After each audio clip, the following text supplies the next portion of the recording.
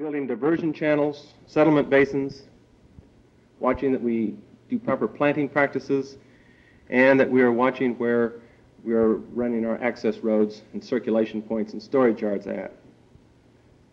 It's possible to work all this into the design so that as the movie was bringing out, it doesn't necessarily cost any more money. An example of what I'm talking about as far as diversion goes is the fact that if we know that we have a particular slope and we're going to have problems with water washing down the slope causing erosion, we'll intercept the water at the top of the hill, as the top illustration is showing. We collect it in a swale, run it around the bank, therefore we don't have as much water running down the face of that slope to erode. And it is possible, through the use of these diversion channels, that we can begin to direct the sediment-carrying waters to our settlement basins, such as it's doing in the bottom. You'll notice they're coming to a settlement basin located over in the bottom corner. And of course, this then becomes the finished plan of which that settlement basin becomes a permanent lake, a thing of beauty to be kept and maintained on the site. The drainage channels, the diversion channels that we had can remain and handle surface flow from now on. Okay, I mentioned we need to be concerned about stabilizing the slopes. We can be doing it through seeding, or as the movie was showing, through hydromulches. And like it mentioned, you need to be concerned about what time of year you do it. And depending on the type of spray mulch you're using, you may be concerned about where the spray is sprayed. For instance, I have seen them use a black asphaltic type mulch, and they go along the highway spraying the banks, and you come across some rock ledges. They spray the rock ledges black, of course, and so as you drive down the highway for several years, you see these black bands of disfigurement along the highway. So you do need to be concerned about it. As far as sodding goes, you don't necessarily have to sod the whole hill. We could be sodding in several strips so that the water does not gain very much velocity, doesn't pick up very much speed from one sod row to the next sod row. Of course, we can be using retaining walls. We can put a riprap, in other words, stones just laid on the bank, again to prevent the erosion. You need to be paying particular attention to the drainage channels, because this is where the most water is bound to be, and it's also where the water is likely to be flowing at faster rates and in larger volumes. You may be able to, instead of having to sod the whole site, we only sod the swales, just the ditches where the water is going to be flowing in its concentrated form. Again, like the far side is mentioning, you can be putting down a mulch, or in this case it's a fiber mat, to give the grass a chance to get started.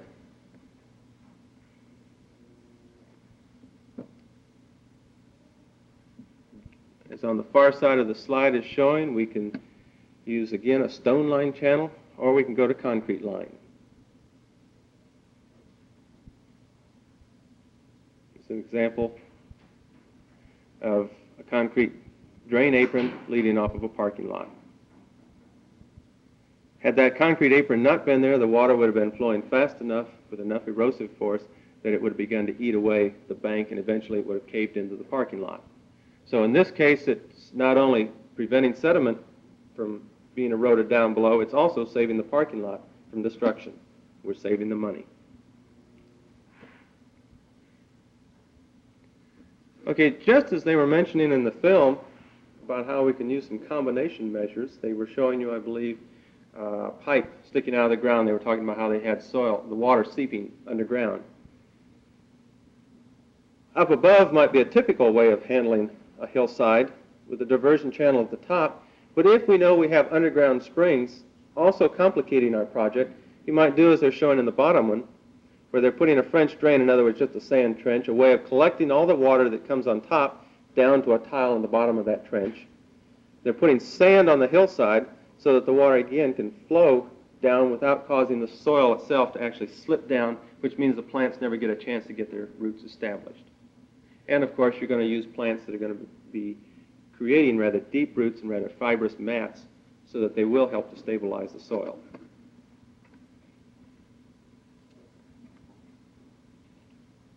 Again, another combination measure. This is being done in a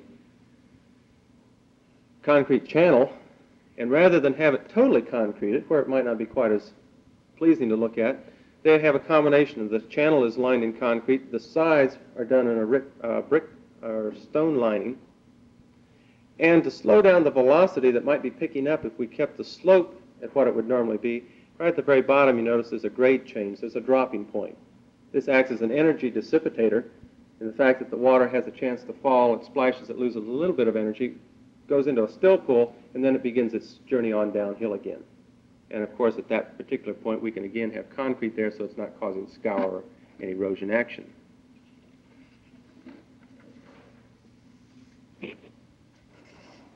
So far, I've mentioned ways that we could begin to just reduce the erosion. We also have to be concerned with steps that we're going to begin to trap the sediment. We're going to say, okay, the sediment is coming down this drainage swale. How are we going to stop it? This particular project, trying to save the environment of that stream, and we are very concerned about saving the environment of the stream. If we have taken steps to preserve the wildlife that happen to live there, that wildlife's not going to be able to live very long if we let the stream silt up to where it is not very deep, becomes very dry during the dry season as opposed to always having the water in it that it might have today. Therefore, they've left a grass strip between the construction site and the river. Most of the sediment, since the grass is going to act as a rough surface, it's going to have those pockets I was talking about, some of the water is going to soak in, it's going to begin to slow down the water. As the water slows down, the sediment is going to be dropping out. Acts as a filter bed.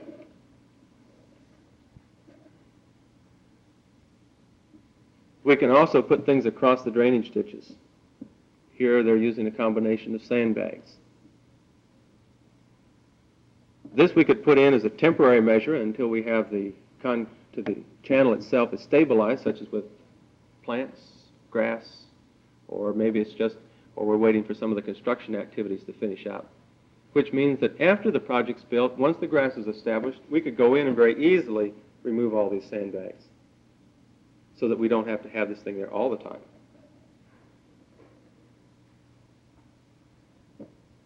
Again, we can make sure that we have the sediment basins. We have a place for the sediment to actually drop out.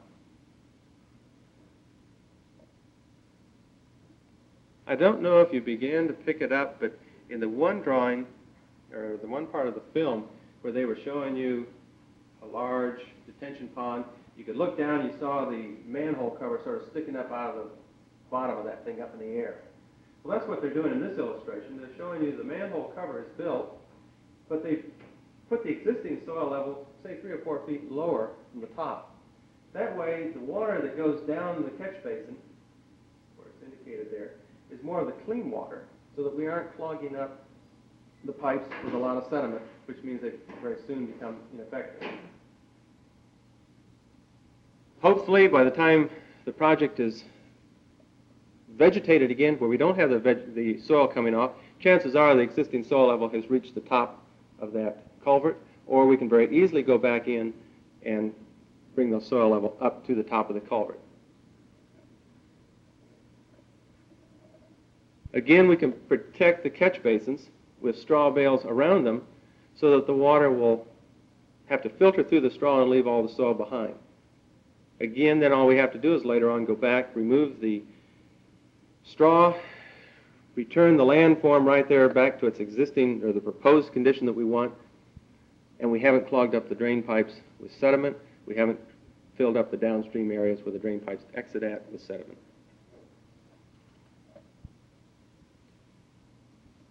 We can also begin to introduce this into our construction practices.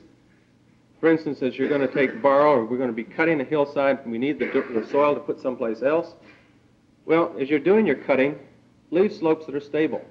Don't leave them particularly steep where we're going to have problems. Get the seeding back on them rather quickly. Many times we have a construction project. We know the soil is going to stay bare for probably 6 months.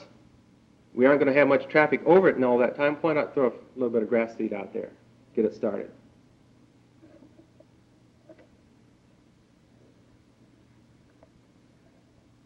Again, just a simple procedure such as having the tractor run up the hillside like that, creating small depressions along that hillside for water to slow its journey down that slope.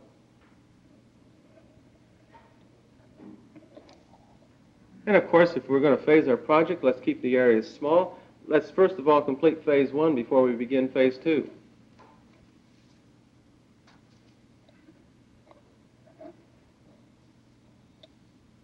Okay, you sort of be asking, well, how do we sort of get started on doing some of this?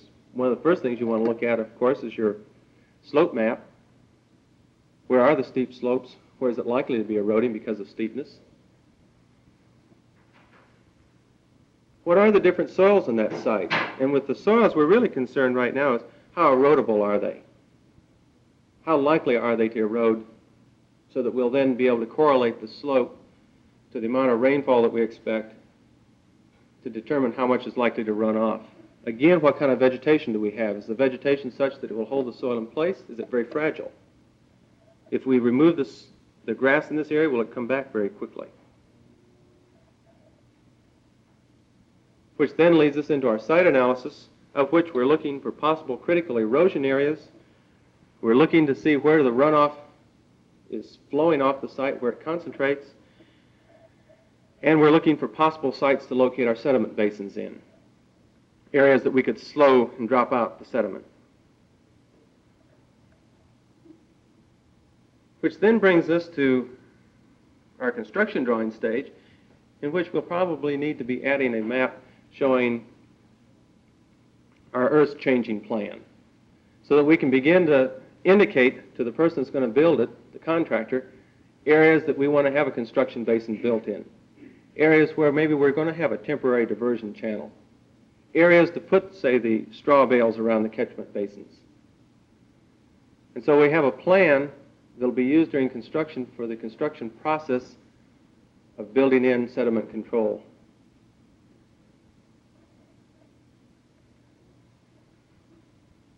And hopefully, if we do become more aware of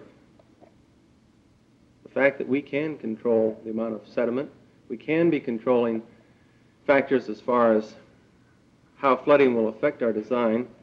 We won't necessarily have to have unfortunate clients such as this individual, or we won't be casting our problem on somebody downstream by increasing the runoff flow to where they flood more often, or by sending more soil and dirt down below to where their sediment basin doesn't work, or their flood control basin doesn't work, or where the channel isn't wide enough anymore to handle the flooding flows. And I think we as designers need to really accept this as one of our sort of ordinary tenets of good design. And with that, I close, and thank you all very much for being here.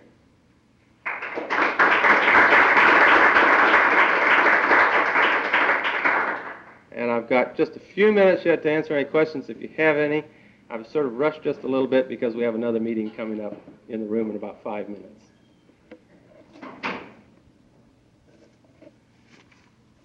Okay.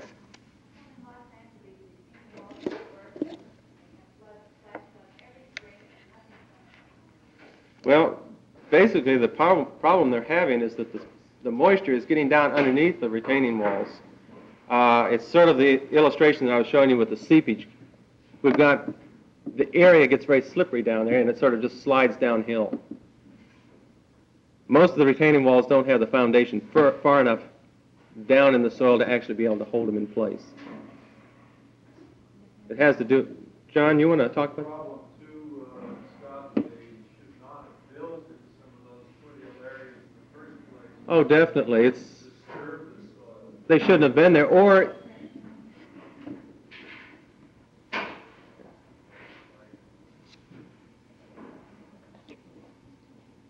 The other thing that they can do, too, if you know you have a problem like that, it would be very important to get all the water off the site as quickly as possible. That would be a place that should have more concrete-lined ditches and everything so that you make the whole hillside, in essence, impervious.